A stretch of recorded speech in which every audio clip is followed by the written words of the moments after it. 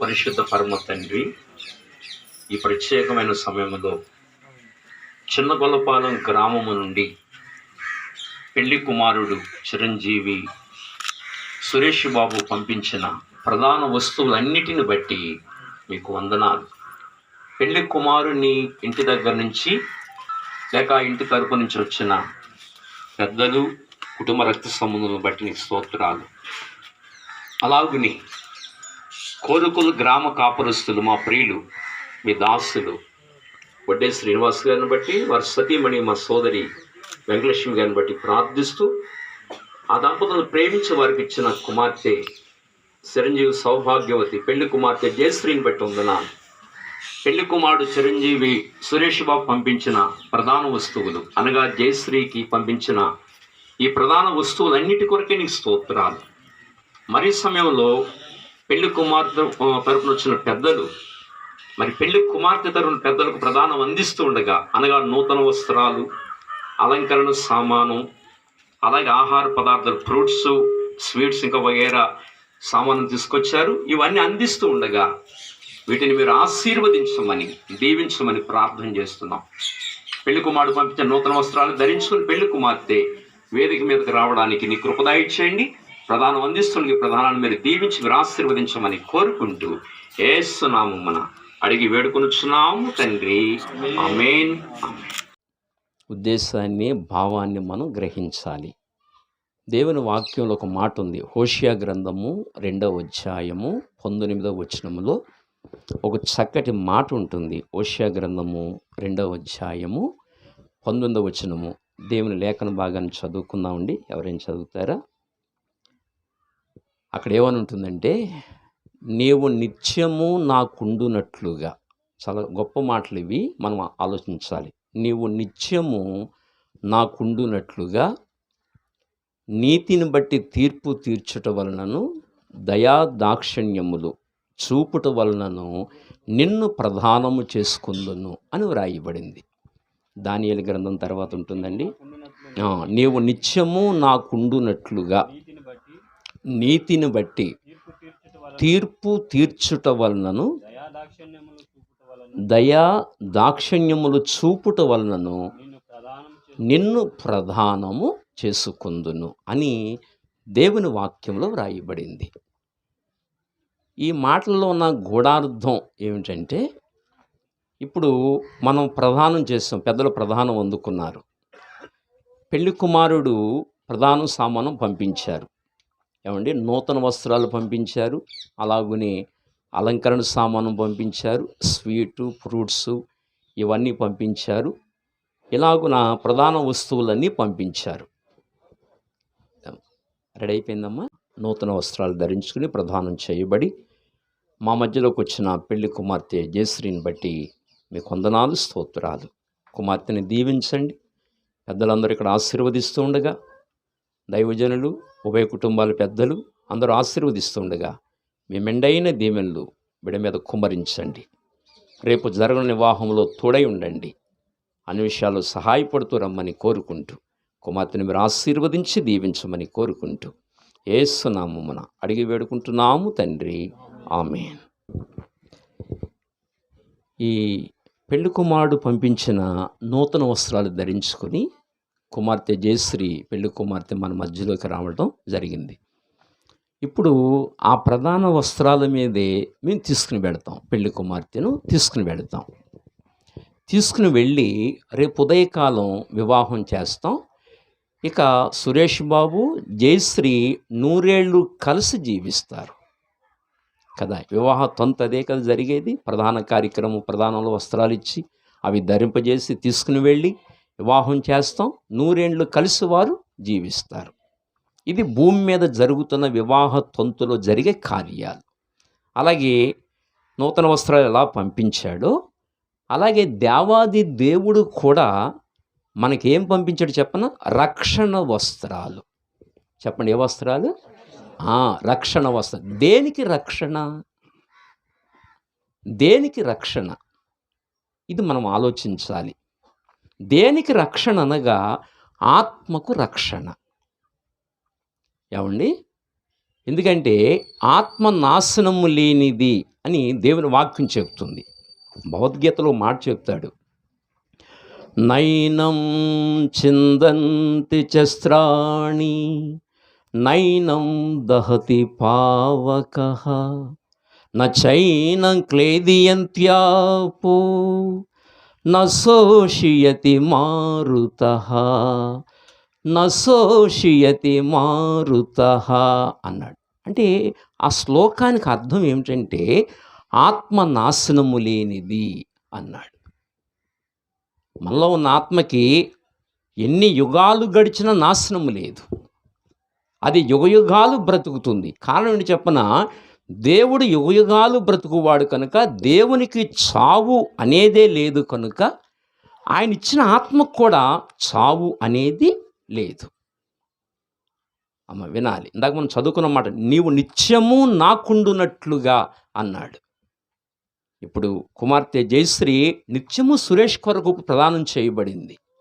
అలాగే దేవాది దేవుడు కూడా మనల్ని కూడా ప్రదానం చేసుకుంటున్నాడు. ఏమిచ్చంటే రక్షణ వస్త్రాలిచ్చి, రక్షణ వస్త్రాలిచ్చి. కనుక ఇప్పుడు మనం గమనిస్తే ఆత్మ నాశనము లేనిది, దానికి చావు అనేది లేదు. శారీరకంగా ఎవరైనా లోకాన్ని విడిచిపెట్టాలి, కానీ ఆత్మకు చావు అనేది ఉండకూడదు. అంటే అగ్నిగుండానికి వెళ్ళకూడదు.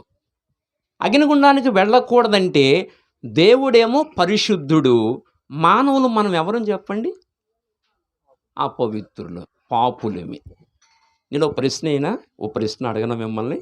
ఇక్కడ కూర్చున్న వాళ్ళు ఎవరైనా నా బ్రతుకులు నా జీవితంలో ఒక్కసారి కూడా అబద్ధం ఆడలేదన్న వాళ్ళు చేతులు ఎత్తండి. నా మాటలు అర్థమవుతున్నాయి మీకు? చేతులు ఎత్తండి ఒకసారి. నేను ఒక్కసారి కూడా అబద్ధం ఆడలేదన్న వాళ్ళు చేతులు ఎత్తండి. అవుట్ అయిపోయామా? వికెట్ పడిపోయిందా? అవుట్ అయిపోయామా? మరి దేవుడు అబద్ధం ఆడతాడా? చెప్పండి. అది దేవుడు అబద్ధం ఆడడు, ఎన్నడూ దేవుడు అబద్ధం ఆడడు. ఇంకో ప్రశ్న అడుగుతున్నాను, గమనించండి. నేను నా జీవిత కాలంలో ఈ కళ్ళు ద్వారా ఏ దోషము చేయలేదు అన్నాడు చేతులు ఎత్తండి. ఈ కళ్ళ ద్వారా ఎవరి వల్ల కాదు. ఏమండి, అందుకని అబద్ధాలు ఆడుతాం, చెడు చూపులు చూస్తాం, చెడు ఆలోచన చేస్తాం, చెడు కార్యాలు చేస్తాం. మీకు అర్థమవుతుందా? అందుకనే మానవుడు అంతరంగములో పాపం అనే వ్యాధి కలిగి ఉన్నాడు. మానవుడు చెడిపోయింది హృదయము.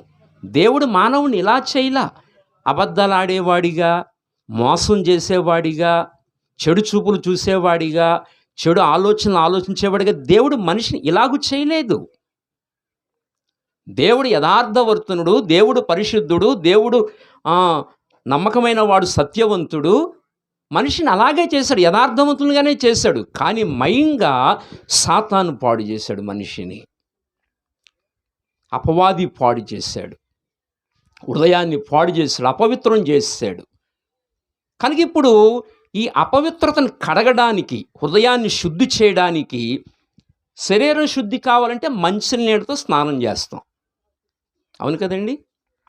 కదా. శరీరం శుభ్రం అంటే ఏ నీళ్ళతో చేయాలి? బేవర మురికాల నీళ్ళతో చేస్తామా? ఉప్పేల నీళ్ళతో చేస్తామా? చెయ్యం. మంచి నీళ్ళతో స్నానం చేస్తాం. అలాగే హృదయము కడగబడాలి, హృదయము కడుక్కోవాలంటే పరిశుద్ధుని రక్తము కావాలి. అందుకనే వేద సూక్తులు చెప్తాయి, సర్వ పాప పరిహారో రక్త ప్రోక్షణం అవశ్యం, తద్రక్తం పరమాత్మేన పుణ్యదాన బలియాగ. అంటే సర్వ పాపములు పరిహరించబడాలంటే రక్త ప్రోక్షణం అవశ్యం అన్నాడు. ఎవరి రక్తం అంటే పరిశుద్ధుని రక్తం కావాలన్నాడు. ఆ పరిశుద్ధుడు ఎవరంటే పరలోకం నుండి పరిశుద్ధాత్మ శక్తి ద్వారా కన్యక గర్భం ద్వారా పుట్టాడు ఒక ఆయన, దైవాత్మ కలిగి పరమాత్ముడు. ఆయన పేరే యేసుక్రీస్తు. మేము విశ్వబ్రాహ్మణ కుటుంబంలో పుట్టాం. అసలు క్రైస్తవులు ముట్టుకుంటే స్నానం చేసేవాళ్ళం, నీసు మాంసాలు తినకూడదు, అంత నిష్ఠగా ఉండేవాళ్ళం. అలాంటిది మాకు దేవుడు దర్శనమిచ్చి, రే బాబు పరలోకం రావాలి, మోక్షం రావాలంటే నన్ను అంగీకరించాలి మీరు, ఇలా జీవిస్తే అపవిత్రులుగా ఉండి చనిపోతే నరకానికి వెళ్ళిపోతారని దేవుడు తేటగా మాట్లాడితే అప్పుడు హృదయాలు వెలిగించబడ్డాయి. మా నాన్నగారు చాలా వ్యతిరేకంగా ఉండేవారు, తిట్టేసేవారు అంతే. స్త్రీలు ప్రార్థన చేసే వారిని తిట్టేసేవారు మా డాడీ. అలాంటిది భయంకరమైన అనారోగ్యం వచ్చింది, చచ్చిపోయే పరిస్థితి వచ్చింది. అప్పుడు దేవుడు బాగు చేశారు, అప్పుడు దేవుని వైపు తిరిగాం. అమ్మ, అంత వ్యతిరేకంగా జీవించిన మా జీవితాల్లో దేవుడు అద్భుత కార్యం చేశాడు, ఘనకార్యం చేశాడు. తిట్టేవారం, మాకు నచ్చేది కాదు, అస్సలు ఇష్టపడేవాళ్ళం కాదు, ద్వేషించేవాళ్ళం. మనకు సంబంధించిన వాడు కాదాయన అని ఇలా ఉండేవాళ్ళం. అలాంటి దేవుడు మమ్మల్ని దర్శించాడు. నాన్నగారు చచ్చిపోయే టైంలో ఒక్క ప్రార్థనకు సమాధానం చెప్పారంతే, ఒక్క ప్రార్థనకి బ్రతికారంతే. మళ్ళీ ఆయన బ్రతికినంతకాలం అనారోగ్యం లేదు ఆయనకి. అప్పుడు మా నాన్నగారికి ఆశ్చర్యం కలిగింది. నేను ఎప్పుడు ఈయన తిడతాను, ద్వేషిస్తాను, అందరినీ సేవిస్తాను, ఈయన మాత్రం ద్వేషిస్తాను. ఏనాడు నమస్కారం చేయలేదు, ఏనాడు నమస్కారం చేయకపోతే నా కష్టకాలంలో నన్ను ఆదుకున్నాడేంటి ఈయన, అసలు ఈయన ఎవరు ఈయన అన్నప్పుడు ఆలోచనలో పడ్డారు. ఆలోచనలో పడితే అప్పుడు దొరికింది సత్యము. మీరు బాగా ఈ మాటలు కొంచెం అర్థం చేసుకోవాలి ఏమండి.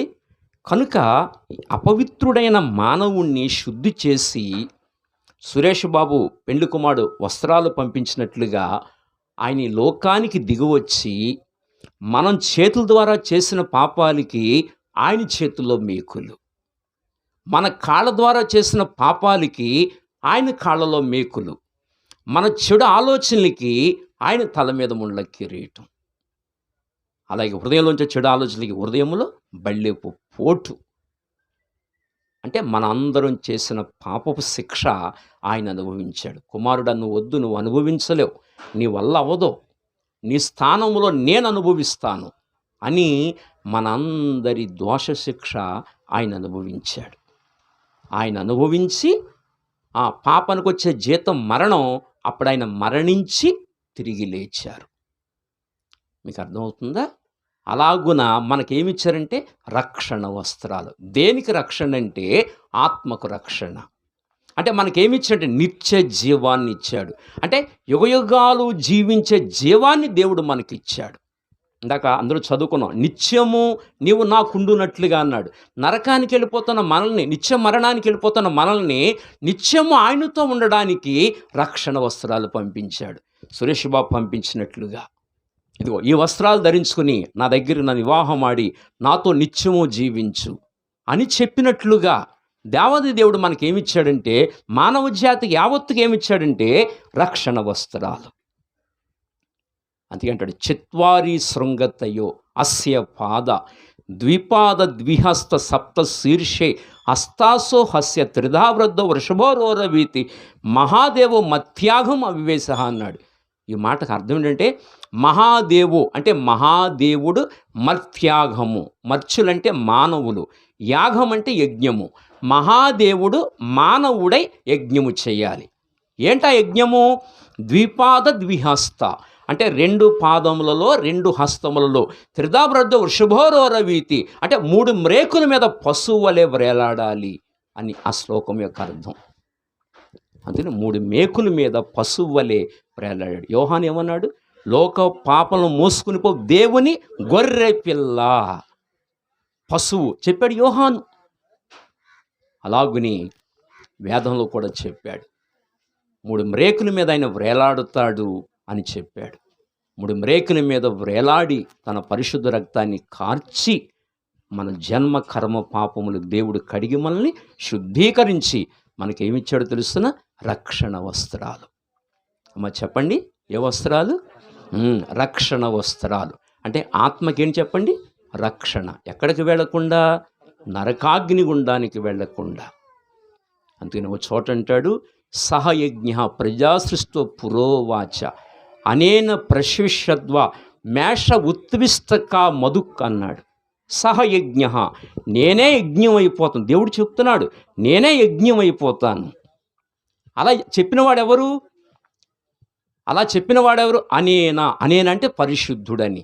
ఎలా పరిశుద్ధుడు? అనేన ప్రసవిష్యద్వా. ప్రసవ అంటే జన్మ పాపము, విషయ అంటే కర్మ పాపము.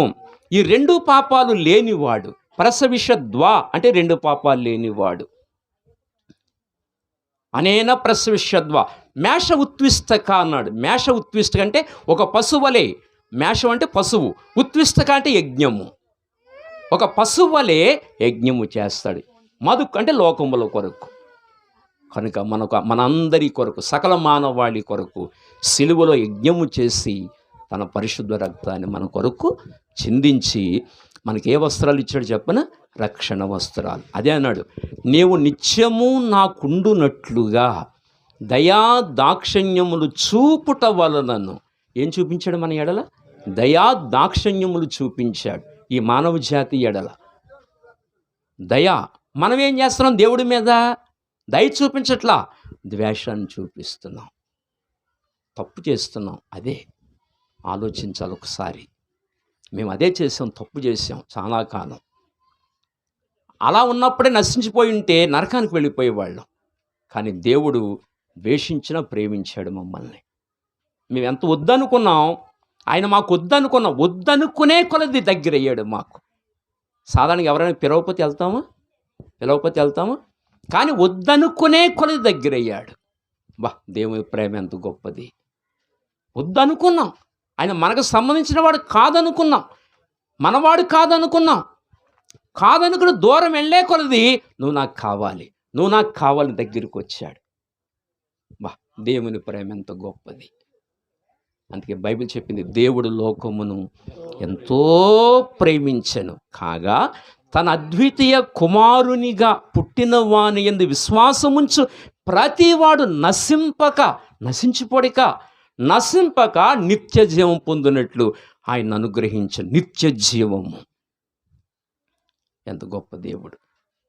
అందుకని యాజ్ఞవల్కుడనే మహర్షి ఓ మాట చెప్తాడు. యాజ్ఞవల్కుడనే మహర్షి అసతోమా సద్గమయ, తమస్సోమా జ్యోతిర్గమయ, మృత్యోర్మా అమృతంగమయ అన్నాడు.